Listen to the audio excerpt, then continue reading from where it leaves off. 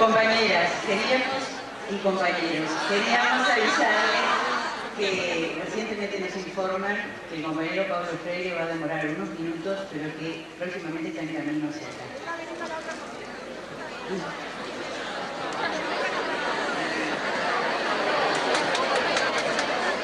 Y otra información, a las compañeras y compañeros que se inscribieron para el taller de trabajo con la comunidad, previsto para el día de hoy, de ADEMO, les informamos que a continuación de la charla vamos a realizar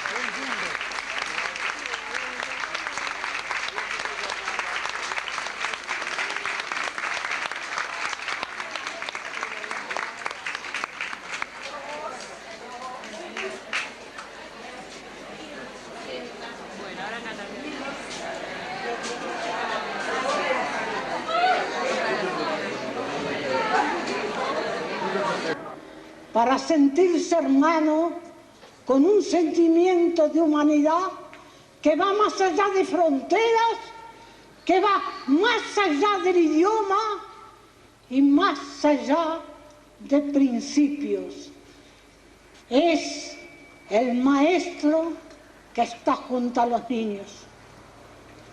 Yo te recibo en nombre de una actuación que muchos de los que están aquí no me conocen.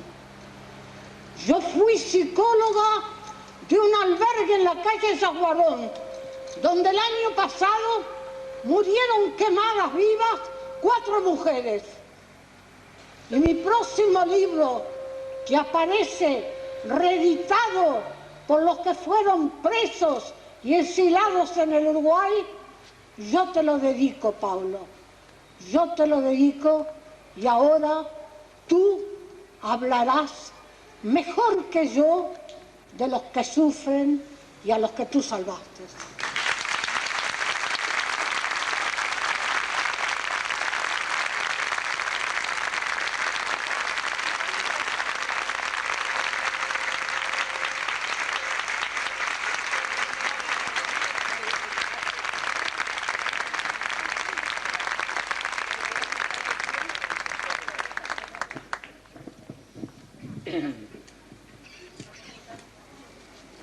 Fica aqui comigo. Não, fica aqui. Minhas queridas amigas e amigos de Uruguai,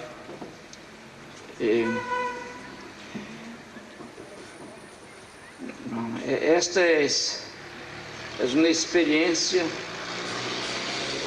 inédita para mim. Eu não havia experimentado uma tarde como esta, nem sequer em meu país. Hablar a las educadoras e a los educadores de oprimidos en la calle. Eu me sinto hasta como se fosse candidato a alguma coisa.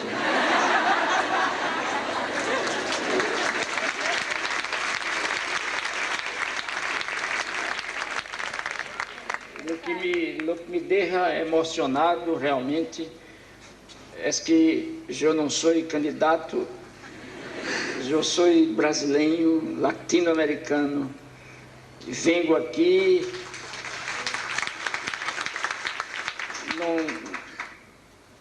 não tenho poder, e, sin embargo, recebo uma demonstração tão linda de afeto, de amistade.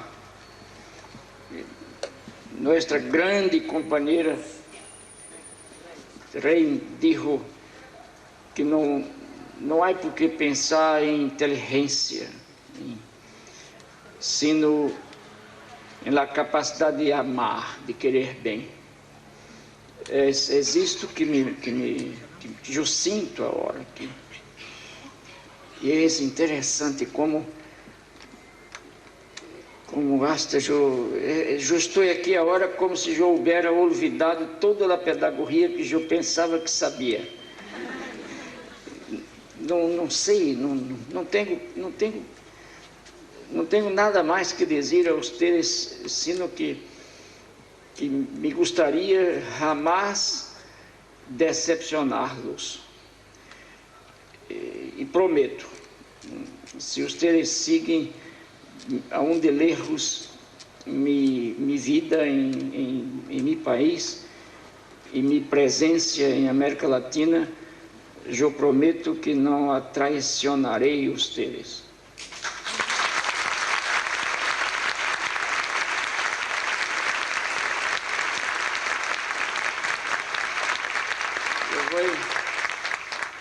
Eu vou seguir peleando mais. E quanto mais viejo quedo, mais jovem me sinto, para seguir confiando em la luta, confiando en el deber de lutar. Agora, realmente eu não sei o que dizer, eu estou emocionado. E me haviam dito no almoço que provavelmente eu falaria de um balcão para a calle, mas eu pensava que estavam bromeando comigo. E agora eu vejo que é verdade. E não sei, pode que uma de vocês me ajude fazendo uma pergunta para mim, para ver se eu me... É interessante, eu nunca quedei tão inibido quanto hoje, agora.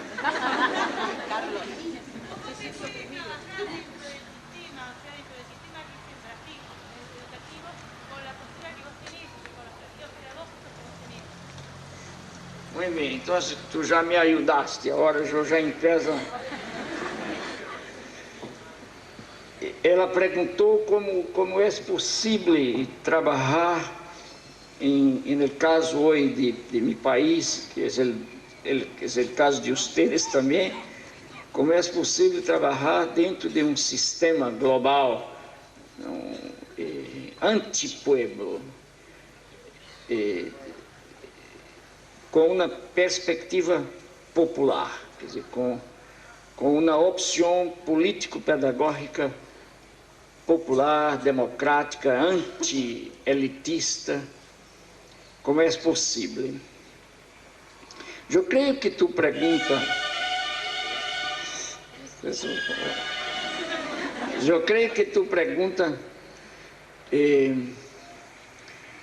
Pode que não seja tu caso personal, mas pode que tu pergunta sugere que há por trás das ideias que compõem tu pergunta há assim uma certa teoria, segundo a qual uma certa teoria que é por lo menos metade certa, mas não totalmente certa, segundo a qual, por el hecho mesmo de que de que a educação é uma expressão de lo que chamamos de supraestrutura, quer dizer, é algo que refleja e se constitui em las condições concretas, materiais, históricas da sociedade.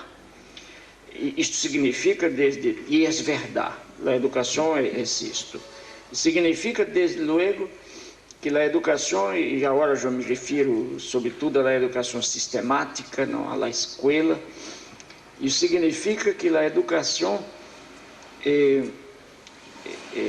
não pode ser entendida fora de los condicionamentos materiais, ideológicos da sociedade em que ela se dá.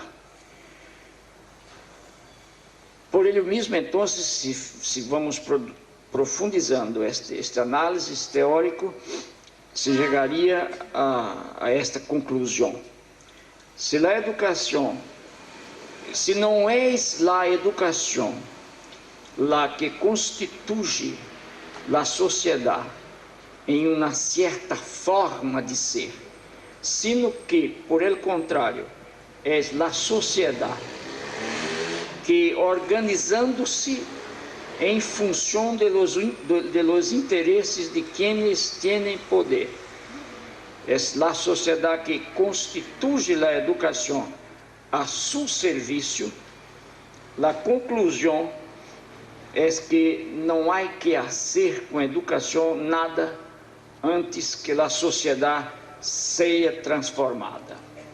Esta é uma posição, e é uma posição que está implícita em la pergunta que ela hace, pero a pergunta que ela hace também pode apontar, anunciar uma outra posição que é tão válida, ou mais válida que esta, uma outra compreensão teórica e política da educação que, a meu juízo, supera esta. E qual é esta outra? Esta outra compreensão da educação é a seguinte: se reconhece que a educação é supraestrutural, se reconhece que a educação em verdade se constitui como as ideias, não? Como as teorias, se constitui em estreita relação com as condições materiais, com a forma como a sociedade, como se produz em la sociedade, reconhece tudo isto, pero reconhece também que a relação, ou as relações entre a chamada infraestrutura, que são as condições concretas, materiais de produção da sociedade, e a superestrutura, que compõe as ideias, o direito, a religião, as teorias, a filosofia, etc., que estas relações são relações dinâmicas, são relações processuais, são relações contraditórias e se dão em la história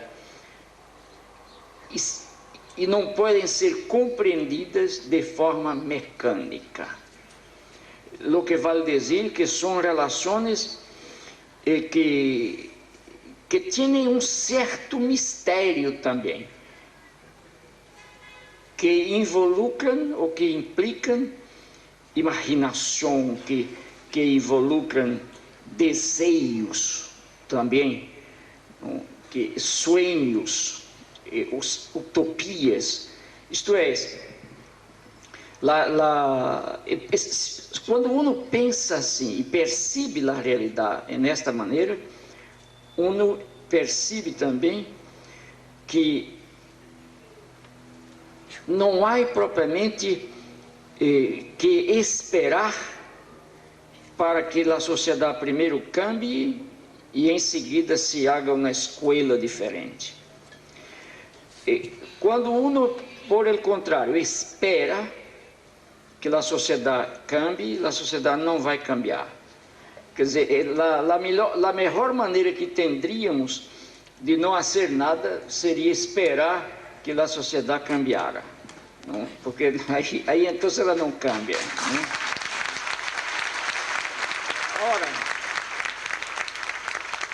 Ora, obviamente que não há que ser ingênuos também. Evidentemente que eu creio que o melhor exemplo para mostrar a dificuldade que temos de trabalhando dentro do subsistema escolar em uma sociedade que não foi todavia transformada profundamente. A melhor maneira de compreender a dificuldade que isto significa é pensar, por exemplo, em como é difícil nadar contra, como se diz? A corrente, não?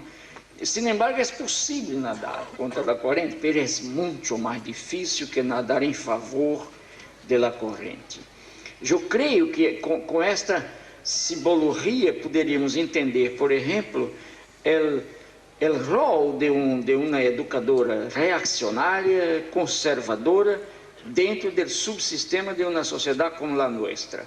É claro que esta educadora, que eu espero que não exista nenhuma aqui, não? É fácil porque ela nada em favor da corrente. O que é difícil para nós outros é nadar contra a corrente. Pero esto é o que temos que fazer. Por exemplo, agora eu sou secretário de Educação de um governo popular, do Partido dos Trabalhadores de Brasil, da cidade de São Paulo. E eu tenho a responsabilidade, não solo, claro, porque solo não poderia, com uma equipe muito bueno, temos a responsabilidade de tentar fazer alguma coisa dentro da pergunta que tu fazias. Isto é, estamos agora realmente metidos dentro do subsistema oficial, que é uma burocracia que hace todo para prejudicar o trabalho. Eu estou certo que esta burocracia criada, instalada, serve hasta as classes dominantes. Imaginem as classes dominadas, não?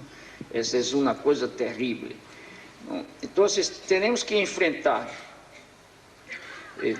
tradições, ideologias antipopulares, uma série de coisas. Pero, exatamente na medida em que estamos dentro do subsistema, com uma porção pequenita de poder, porque somos mais governo que poder, não? E estamos podendo lutar, e eu sei como está sendo difícil, lutar para cambiar a cara da escola. Temos contra nós outros, de modo geral, a mídia, a televisão,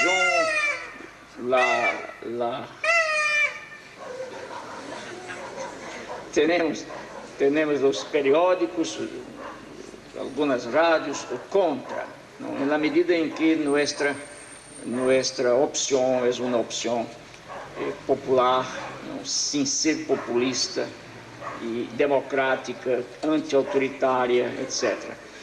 Pero é difícil, sin embargo, é possível. Há casos, porém, sin embargo, mais difíceis aún. É quando, por exemplo, somos alguns educadores, algumas educadoras, dentro de um subsistema cujo governo totaliza opções antidemocráticas e antipopulares. Aí, então, se queda mais difícil que em meu caso, porque em meu caso hoje eu sou o secretário, isto é, eu hago parte de um governo que tem uma opção de transformar, não? E em favor das classes populares. Pero, em última análise, eu queria dizer, para contestar e cerrar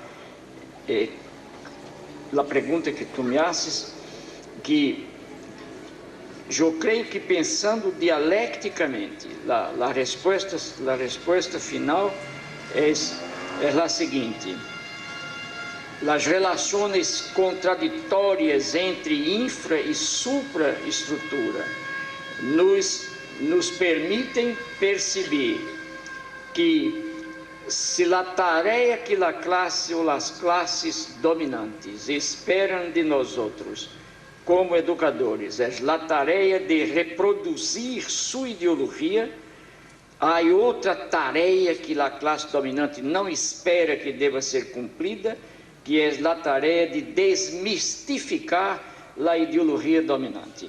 Então, esta segunda tarefa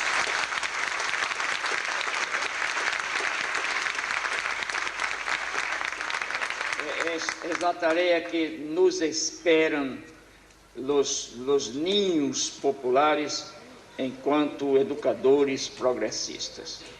É assim que eu te contesto. Tú manifestaste que las clases dominantes no le permiten al pueblo la curiosidad, la mente epistemológica.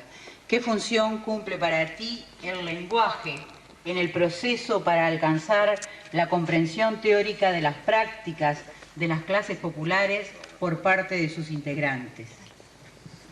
Excelente pergunta. Mire, eu estou em uma peleia também em Brasil, chamados erros de português, no caso aqui seria de espanhol, que os ninhos populares cometem. E dava exemplos concretos, como, por exemplo,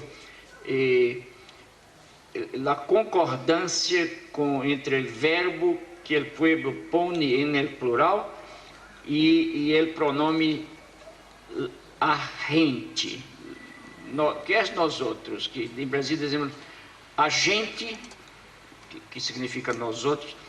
Os brasileiros populares dizem sempre a gente chegamos, em lugar de dizer chegou.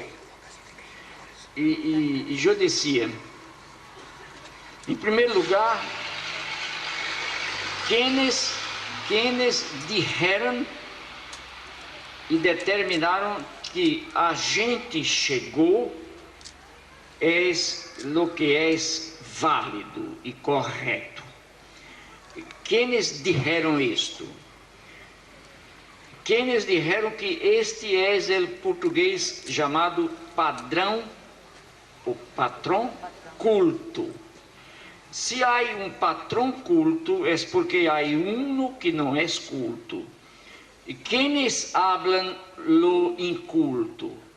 As massas populares. Então, só aí já se planteia a questão do poder, com relação ao linguagem. Quem hace a gramática? A gramática, incluso historicamente, aparece como instrumento do poder de quienes tinham poder. A gramática aparece como instrumento como se diz, de repressão.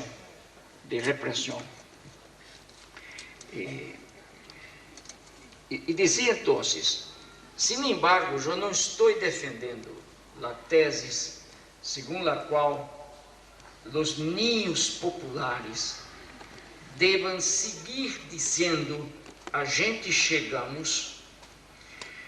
Por el contrário, eu defendo a tese que os ninhos populares aprendam a dominar a sintaxe dominante e aprendam a dizer a gente chegou e aprendam a saber a razão gramatical e sintática porque disse isto. Pero, dizia, e foi exatamente ele, pero, que criou o grande problema. Eu dizia, pero, em primeiro lugar, temos que explicitar nosso respeito a la sintaxe popular.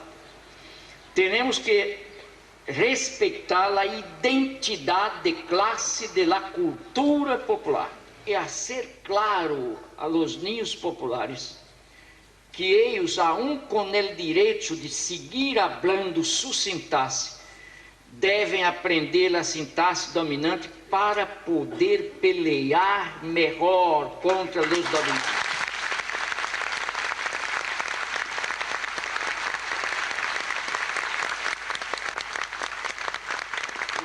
Exatamente isto que não pudo agradar à prensa burguesa.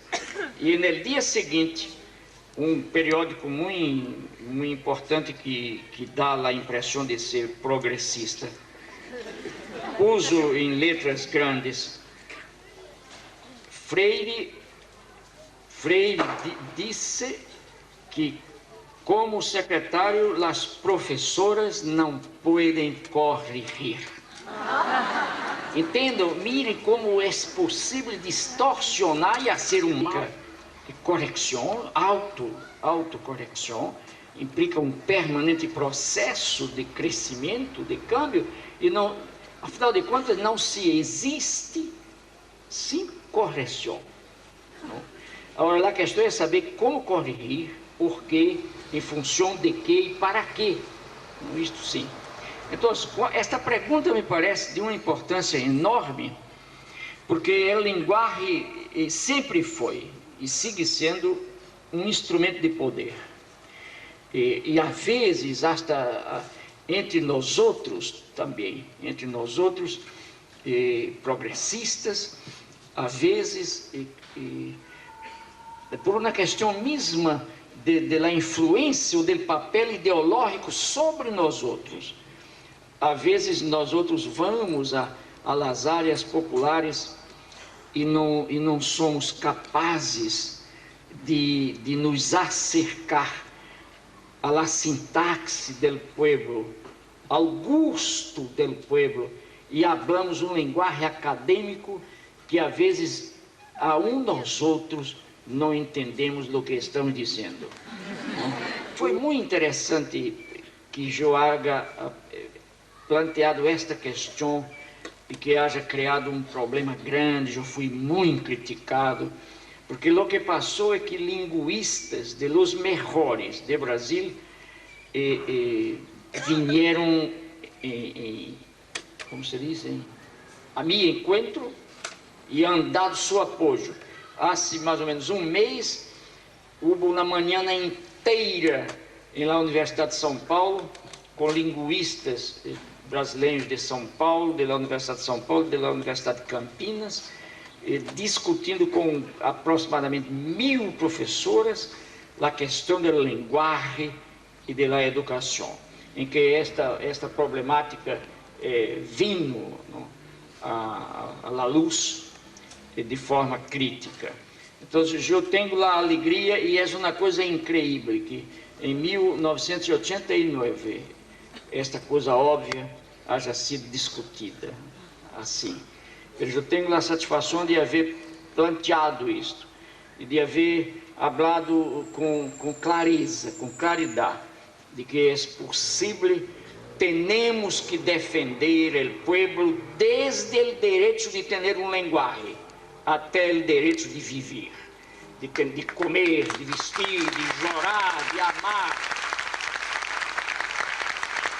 Eu discuti este problema com um grupo de intelectuais que vivem bem. Eu disse: vocês já imaginaram se Brasil experimentara uma revolução grande, e um mês depois os primeiros cambios fortes na educação, na produção, em tudo, começaram a aparecer, e chegaram a casa, chegaram seus ninhos, meus netos, dizendo, por exemplo, minha neta, por exemplo, chegar a casa e dizer: mira, abuelo, eu estou completamente confusa, porque em casa, meu padre e minha madre dizem: a gente chegou. Lá a questão do... Tu dizes: a gente chegou. Meus amigos da vizinhança dizem: a gente chegou. E hoje, em la escola, eu escrevi, a gente chegou, e a professora pôs um subraio rojo e escreveu arriba, a gente chegamos. E dijo que esta é a hora, la verdade.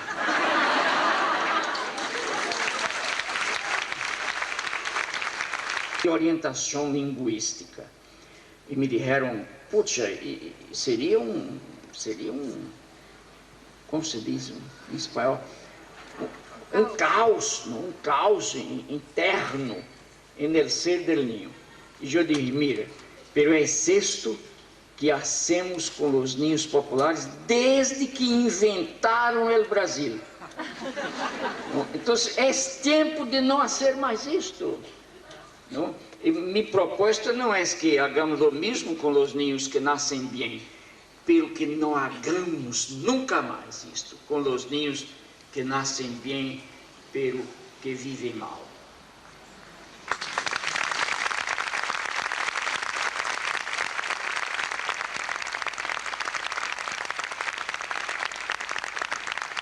E estabelecer certas linhas táticas de ação para a resistência. Quer dizer, há que inventar formas de resistência quando não tenhamos mais espaço de intervenir diretamente.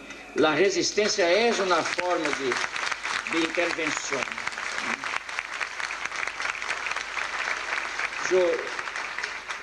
Agora, por exemplo, assim, dentro de um mês, Nita é minha mulher, é minha companheira, responsável em grande parte por uma alegria de viver que eu recuperei depois da morte de minha primeira mulher, que eu estava muito desligado do mundo e eu não estava com raiva do mundo, eu não estava com raiva da vida, mas eu estava muito apenhado, não? E muito incompetente para viver. E Nita apareceu e me trajo de novo o gosto da luta, e o gosto da peleia, o gosto da vida e do amor. Então, eu devo isto a ele.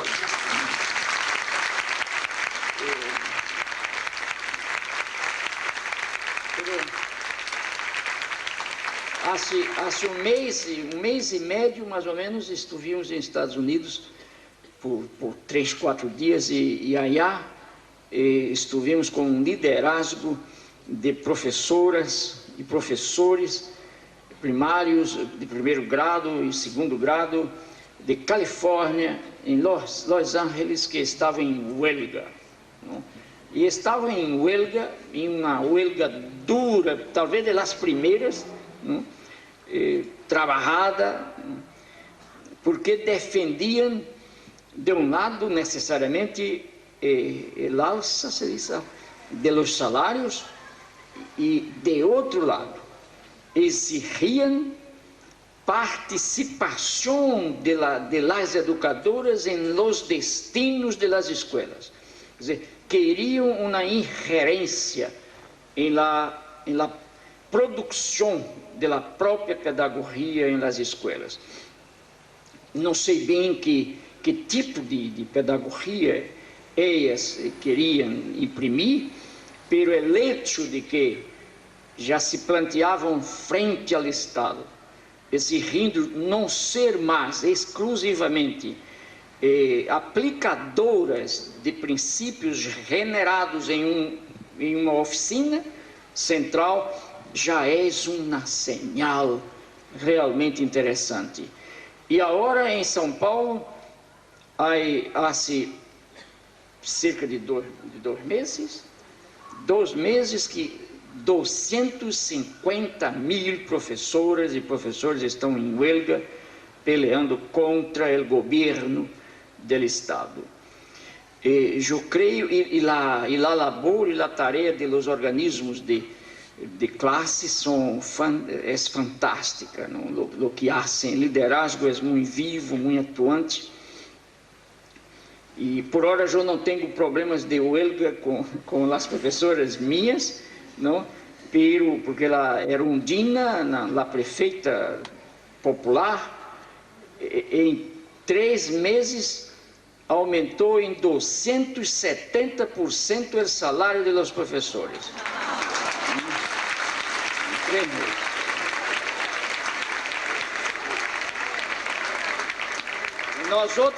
Nós outros e ela também reconhecemos que é muito pouco todavia. Muito pouco todavia.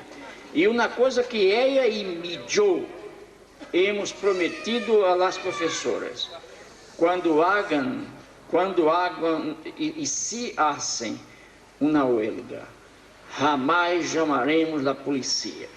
Jamais.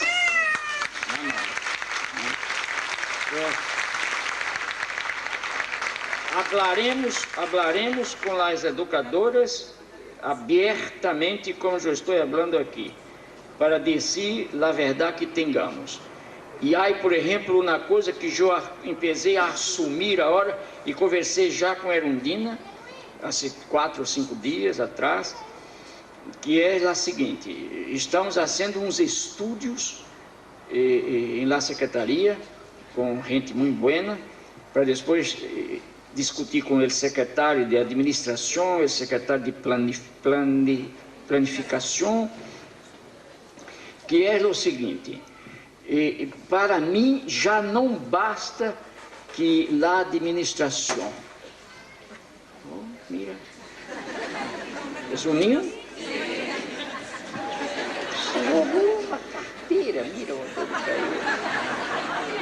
Já não basta dizer, por exemplo, ao liderazgo de um grupo de professoras que não podemos dar o aumento, a alça, porque não há plata.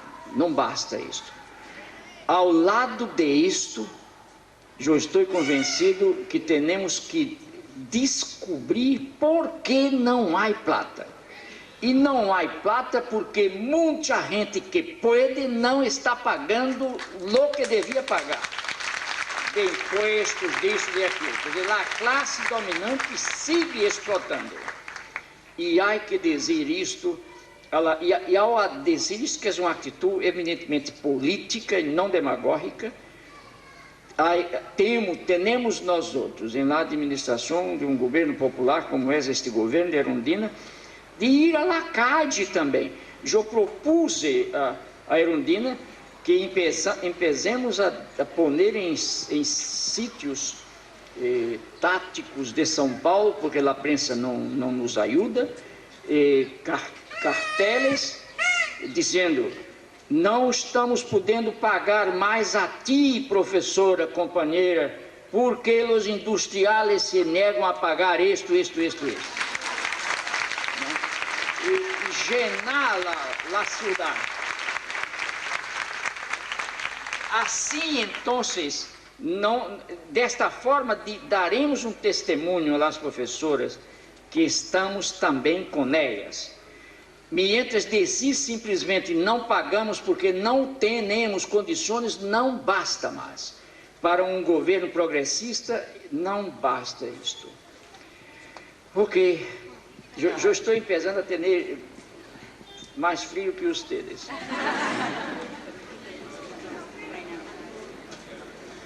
Yo sé muy bien cómo sienten todos los que están aquí agradecimiento al gran maestro Paulo Freire. Y lo único que siento yo en lo hondo de mi corazón es que nuestra ministra de Educación y Cultura, Adela Reta, no sepa de la pedagogía del oprimido.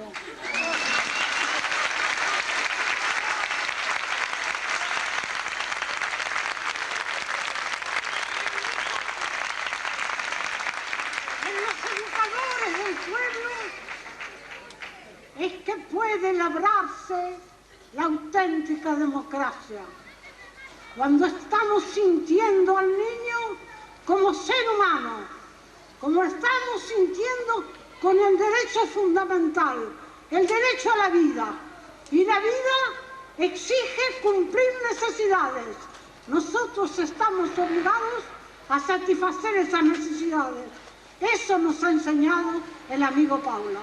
En nombre de todos ustedes, yo le doy las gracias por su lección.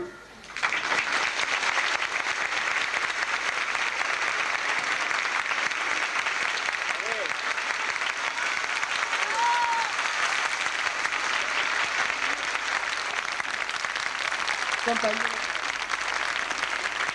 yo me siento muy emocionada en nombre de todos los docentes y funcionarios de la enseñanza que nos acompañan de entregarles la ficha de afiliación honorífica de él. Me siento específicamente emocionada porque a pesar de que hace 25 años que trabajo como maestra, en mis primeros años de trabajo, después de haber devorado las obras de Pablo Freire, tratamos de aplicar lo que tú decías en un teniendo en el